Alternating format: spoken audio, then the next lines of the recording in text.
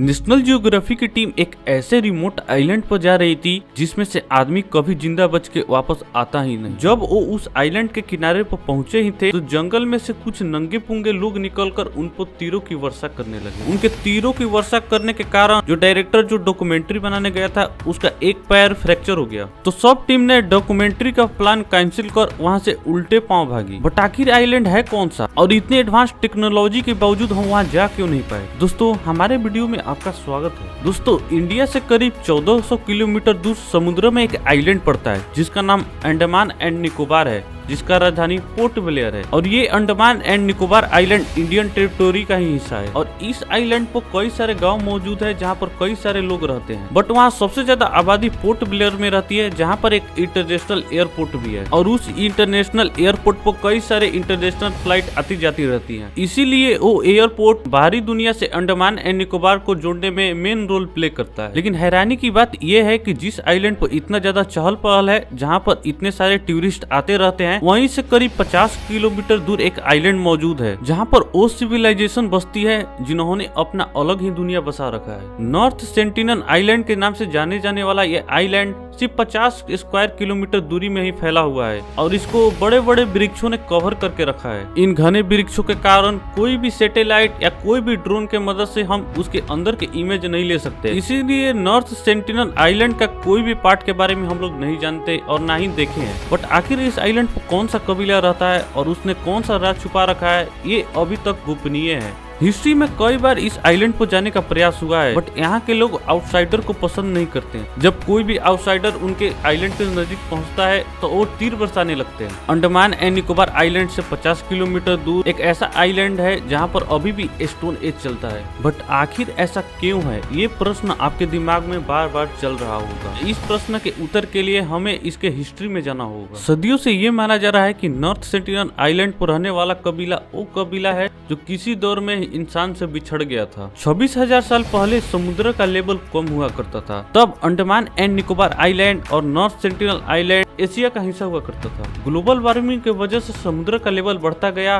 और Andaman and north sentinel island Asia से टूटकर अलग हो गए और वो एक बीच समुद्र में आइलैंड बन के रह गए। इसके बाद दुनिया बहुत तरक्की करती चली गई, बट इस आइलैंड ने अपनी अलग ही दुनिया बना रखी थी क्योंकि ये सबसे अलग था। इनके बारे में तो हमें तब पता चला जब साल 1789 में एक ब्रिटिश शिप वहां पर आ पहुंची। बट नॉर्थ सेंटिनल आइलैंड काफी छोटा था, इसलिए इसको कोई भी वैल्यू उसने नहीं दिया। 1867 में जब अंग्रेजों का इंडिया पर राज था तब अंग्रेजों का एक शिप यहाँ पर आ पहुंची और खराब हो गई। उस शिप में ब्रिटिश और इंडियन मिला के 106 लोग मौजूद थे। उन्होंने सोचा कि ये आइलैंड काफी ज्यादा वीरान है, शायद यहाँ पर कोई भी नहीं रहता है, इसलिए आज हम यहीं पर आराम करते हैं। तब उन लोगों ने डिसाइड किया कि इस आइलैंड को 2-3 दिन गुजारा करते हैं जब तक कोई मदद आ नहीं पहुँचती। बट उनकी ये सोच कुछ पलों में बदलने वाली थी। अभी उनको आराम करते हुए 2 दिन ही बीते थे तब नॉर्थ सेंटिनल आइलैंड के कुछ कबीले उन पर हमला कर दिए। उस हमले में कुछ लोग मारे गए और कुछ लोगों को रेस्क्यू कर लिया गया।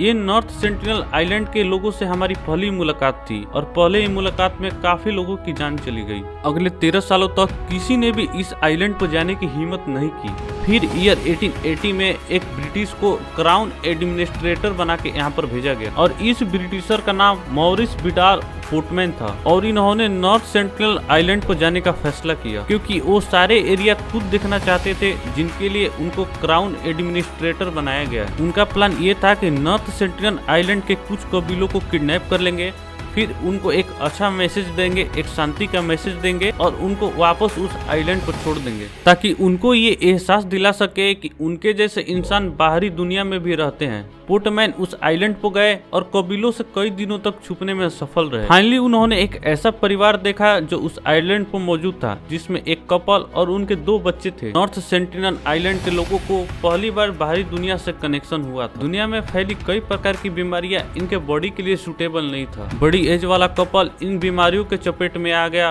और वो मर गया। तब पोर्टमैन को बहुत बड़ा अफसोस हुआ क्योंकि उनका प्लान फेल होता हुआ नजर आ रहा था। उन्होंने चारों बच्चों को गिफ्ट दिए और वापस नॉर्थ सेंटिनल आइलैंड को भेज दिया। अब ये भी पॉसिबल है कि जो बच्चे यहाँ से लौट के गए थे वो काफी सारी बीमारियों से इन्फेक्टेड हो गए होंगे और जब वो नॉर्थ सेंटिनल आइलैंड पर पहुंचे होंगे तब बचे हुए लोगों में उन्होंने अपना वायरस फैला दिया होगा। या ये भी हो सकता है कि जो कपल यहाँ पर मर गए थे उनका जिम्मेदार हम लोग को ठहरा रहे हो। उस दिन के बाद यहाँ के लोगों का गुस्सा बाहरी लोगों पर काफी ज्यादा बढ़ गया। उस दिन के बाद कई सालों तक कोई भी लोग गलती से भी उस आइलैंड पर पहुंच जाते थे, यहाँ के लोग उनको मारकर किनारे पर टांग देते थे, जो इस बात का सीधा सीधा इशारा था कि हमारे पास आने का गलती भी मत करना। जब साल 1947 में इंडिया आजाद हुआ था तब अंडमान एंड निकोबार आइलैंड तक का हिस्सा इंडिया के टेरिटोरी में आ गया था। यहाँ पर रहने वाले सभी लोगों को इंडियंस कहा जाने लगा। इनमें नॉर्थ सेंटिनल आइलैंड के भी लोग भी मौजूद थे, बट नॉर्थ सेंटिनल आइलैंड के लोगों को मालूम भी नहीं था कि इंडिया क्या चीज होती है। फिर इंडियन गवर्नमेंट ने डिसाइड किया कि इस नाराज कबीलों से एक पीसफुल कांटेक्ट किया जाए। 1967 में एक इंडियन जिसका नाम त्रिलोकनाथ पंडित था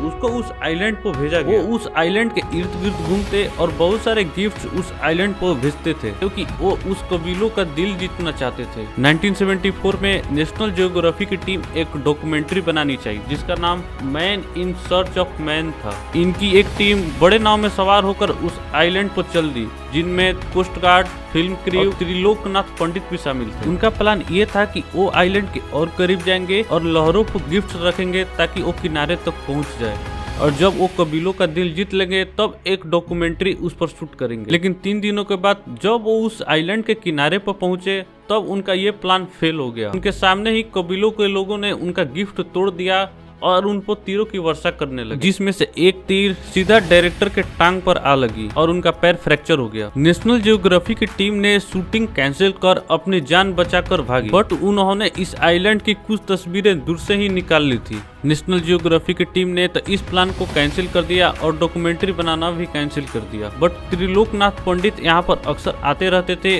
और उन कबीलों को गिफ्ट देते रहते थे। कई सालों के प्रयत्न के बाद आखिर वो समय आ ही गया जब उनको कबीलों के लोगों से मिलने का मौका मिल गया। उन्होंने कई फोटोग्राफ्स कैप्चर किए जिनमें कबीलों के लोग उनसे गिफ्ट लेते नजर आए। पंडित ने अपनी जूनियर मधुमाला को भी इस काम में लगा दिया, जिनको यहाँ फ्रेंडली माहौल में देखा जा सकता है। कई सालों तक ये फ्रेंडली माहौल चलता रहा। फिर 1981 में एक बड़ी शिप यहाँ पर आकर खराब हो गई। इस शिप का नाम MV प्रिमरोज था। इस शिप में 30 लोग सवार थे जो रेस्क्यू का वेट करने लगे। कई दिनों बाद उन्होंने नोटिस किया कि आइलैंड से निकलकर 50 से भी ज्यादा लोग उनकी तरफ तीरों की वर्षा कर रहे हैं। उन्होंने इमरजेंसी में अपनी कंपनी से कांटेक्ट किया और इमरजेंसी हेल्प मांगी। उनको हेलीकॉप्टर की मदद से रेस्क्यू कर लिया गया, बट उनकी शिप आज भी वहाँ फंसी रह गई है, जिनको गूगल मैप पर आप आसानी से देख सकते हैं। एक बात तो क्लियर है कि नॉर्थ सेंटिनल आइलैंड के लोग अगर रहम दिल रहे हैं तो उनका कारण है त्रिलोकनाथ पंडित और उनकी जूनियर मधुमाला। लेकिन जब पंडित रिटायर हो गए तब गवर्नमेंट ने तमाम फ्यूचर्स प्लान्स कैंसिल कर दिए और उस आइलैंड को सील कर दिया। तब से लेकर अभी तक इंडियन नेवी शिप यहाँ पर पेट्रोलिंग करती है और किसी को भी जाने की इजाजत नहीं है। लेकिन ईयर 2006 में गलती से 2 मछुआरे उस आइलैंड पर पहुंच गए। तब उस आइलैंड के आसपास मौजूद मछुआरों ने देखा कि उनकी आंखों के सामने उन दोनों को उन लोगों ने मार दिया। इस घटना के बाद 12 सालों तक किसी ने भी उस आइलैंड पर जाने की हिम्मत नहीं की। लेकिन ईयर 2018 में जॉन एलेन, जिसका उम्र 25 साल था, वो एक अमेरिकन टूरिस्ट था। उसने छुपते छुपाते